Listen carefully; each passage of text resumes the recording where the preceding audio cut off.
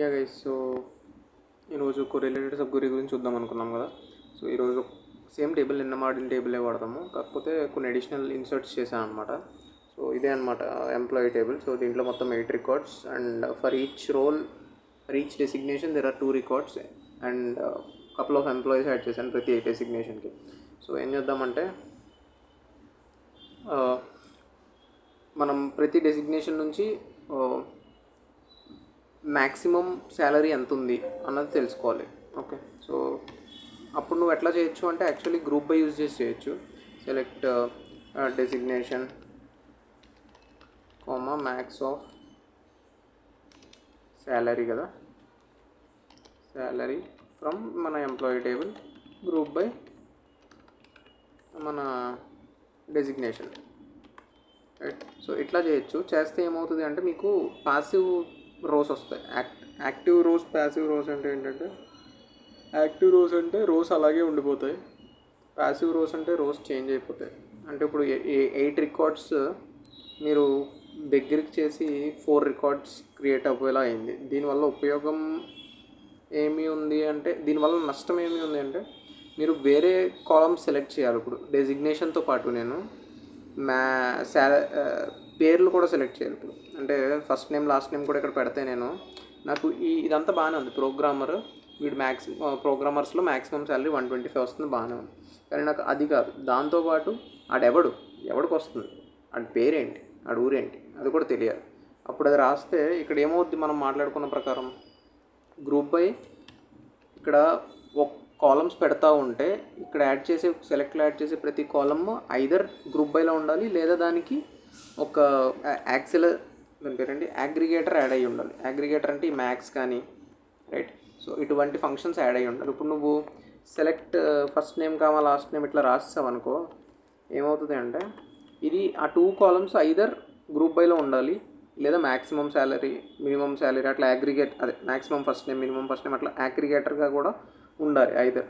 So ఈ strings కాబట్టి aggregator వాడవు, అసలు యూజ్ కేసే కాదు. నీకు డైరెక్ట్ ఇట్లా పెట్టాలి అంతే కదా, వాల్యూస్ ఇట్లా రావాలి అంతేనా, ఫస్ట్ నేమ్ లాస్ట్ నేమ్ అని రావాలి. ఈ ప్రోగ్రామర్ ఎవడైతే 125 అని చేస్తున్నాడు, ఇప్పుడు దాని పోనీ గ్రూప్ బైలో యాడ్ చేసాం అనుకో, ఇది ఎలా అయిపోతుంది అంటే గ్రూప్ బై డెసిగ్నేషన్ నేమ్ మన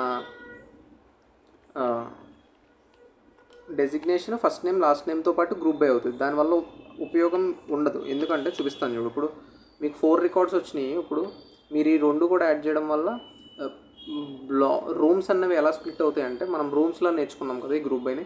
సో రూమ్స్ అన్నవి ఎలా స్ప్లిట్ అవుతాయి అంటే, మీ first name last name designation 3 ఈక్వల్గా ఉంటే ఒక రూమ్లో పంపిస్తారు. సో దాని అర్థం వల్ల ప్రోగ్రామర్కి నువ్వు కనుక్కుందాం అనుకున్నావు. యాక్చువల్లీ ప్రోగ్రామర్స్ అందరినీ ఒక రూమ్లో పంపిద్దాం అనుకున్నావు, కానీ ఫస్ట్ నేమ్ లాస్ట్ నేమ్ కూడా ఈ గ్రూప్ బైలో యాడ్ చేయాల్సి వస్తుంది, రైట్. నువ్వు సెలెక్ట్లో ఈ ఫస్ట్ నేమ్ లాస్ట్ నేమ్ పెట్టడం వల్ల గ్రూప్ బైలో వీటిని యాడ్ చేయాల్సి వస్తుంది. దీనివల్ల ఉపయోగం లేదు. అవుట్పుట్ చూడండి ఎట్లా వస్తుంది, 8 వస్తాయి మళ్ళీ, రైట్. ఎందుకంటే first name last name designation same ఉన్న వాళ్ళు ఒక్కళ్ళే ఉంటారు ఇప్పుడు, రైట్. సో వాళ్ళందరికీ ఒక్కొక్క రికార్డ్ పడిపోయి గ్రూప్ బై వల్ల ఉపయోగం లేకుండా పోయింది. సో ఇలాంటి కండిషన్లో మనం ఏం చేస్తున్నామంటే, మన కొరిలేటెడ్ సబ్ క్వెరీని తీసుకొస్తే దాంట్లో సెలెక్ట్స్ వాడచ్చు కదా. ఎట్లా అంటే, సో ఇప్పుడు నేనేమనుకున్నా, నాకు అన్నీ కావాలి, ఏంటి ఫస్ట్ నేమ్ కావాలి లాస్ట్ నేమ్ కావాలని చెప్పాను, అవునా.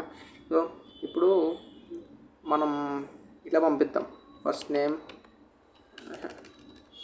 సెలెక్ట్ స్టార్ వాడదాం. ఫస్ట్ స్టార్ ఫ్రమ్ మన table MP where salary equals to select max of salary from MP E2 where E2 dot designation is equals to E1 dot designation. ఇక్కడ ఎందుకు రావట్లేదు E1 అంటే, E1 మనం ఇక్కడ మెన్షన్ చేయలేదు కాబట్టి E1, okay. So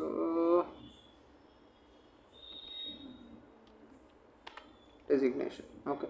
so E1 dot designation అంటే ప్రతి రోకి, ఇప్పుడు ప్రోగ్రామర్ స్టార్ట్ అయ్యాడు, ప్రోగ్రామర్ రోకి మ్యాక్సిమం శాలరీ ఎంత ఉందో ఆ శాలరీ వైజ్డ్గా ఇన్నర్ క్వెరీలోకి వాల్యూ పంపించి బయటికి వాల్యూ తీసుకొచ్చి అది మాత్రమే మనం అవుట్పుట్లో డిస్ప్లే చేయబోతున్నాం. ఇప్పుడు చూడండి ఏమొస్తుంది. శాలరీ కాదా, అది శాల్ కాదా, శాలరీయా, శాలరీ. ఓకే, సో ఇది కూడా మీరు ఇప్పుడు చూసుకుంటూ ఉండాలి, ఏ వాల్యూ కాలమ్ నేమ్ ఏం పెడుతున్నారు ఏంటి అన్నది. చూసారు ఇప్పుడు.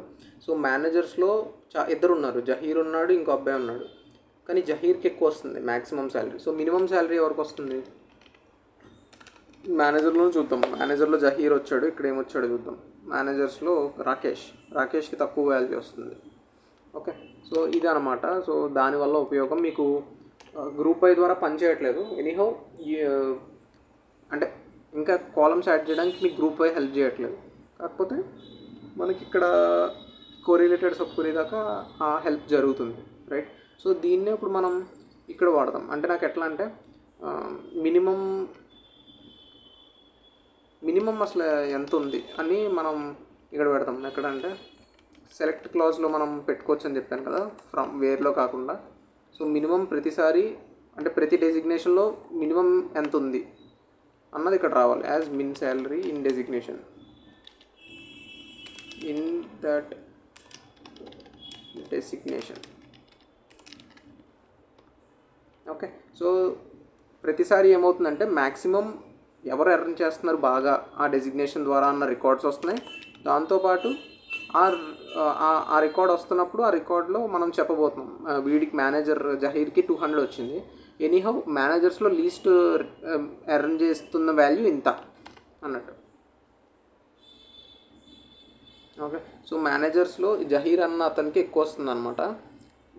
కాకపోతే అతని salary 200. Anyhow compared with the least earned manager is 190 మేనేజర్స్లో లీస్ట్ ఎర్న్డ్ వాల్యూ శాలరీ జహీర్కి 200 వస్తుంది. అట్లనే ప్రణీత్కి అసోసియేట్స్లో హైయెస్ట్ శాలరీ, హౌఎవర్ అదే డెసిగ్నేషన్లో మినిమం శాలరీ 150, రైట్. ఇది కూడా కొరిలేటెడ్ వైజ్గానే జరుగుతుంది.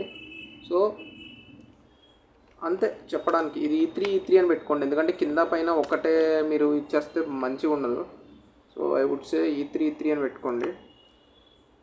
అండ్ మెయిన్ టేబుల్ ఎప్పుడు ఇదే అవుతుంది. ఓకే, మీరు పైన కింద 2 సార్లు కొరిలేటెడ్ సబ్ క్వెరీ వాడాను. మెయిన్ టేబుల్ ఏది అంటే మెయిన్ క్వెరీ ఏది అంటే ఇది. ఓకే, ఇది మెయిన్ క్వెరీ. E2 E3 వచ్చేసి sub queries, correlated sub queries రెండు. ఒకటేమో సెలెక్ట్లో పెట్టాము, ఇంకోటేమో వేర్లో పెట్టాము, రైట్. సో మనం మాట్లాడుకున్న రెండు కాన్సెప్చువల్ వీడియోలో మాట్లాడుకున్న రెండు ఇక్కడ అప్లై చేసేసాము. సో ఇది మనం కొంచెం టిపికల్గా ఉండొచ్చు, బట్ ఇదైతే ప్రాక్టీస్ చేయండి. ఎందుకు అంటే దీనికి అడ్వాన్స్డ్ ఒకటి ఉంటుంది.